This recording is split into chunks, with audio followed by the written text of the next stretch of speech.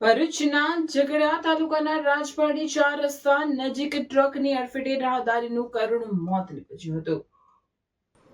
ભરૂચના ઝઘડા તાલુકાના રાજપાડી 4 રસ્તા નજીક આજે સવારે હાઈવા ટ્રકની ટક્કરે એક વ્યક્તિનું ઘટના સ્થળે જ કરુણ મોત થયું હતું.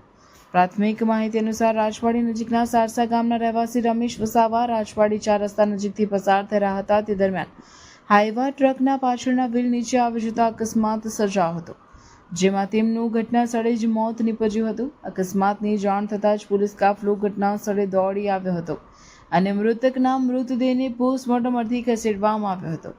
ઉલ્લેખનીય છે કે રાજપાડી 4 રસ્તા પરથી અંકલેશ્વર ભરૂચને રાજપુરા સાથે જોડતો મહત્વનો ધોરીમાર્ગ પસાર થાય છે અને વાહનોની અવરજવર સતત રહેશે. પરિણામે અહીં અવારનવાર અકસ્માતોની ઘટનાઓ બનતી રહેશે.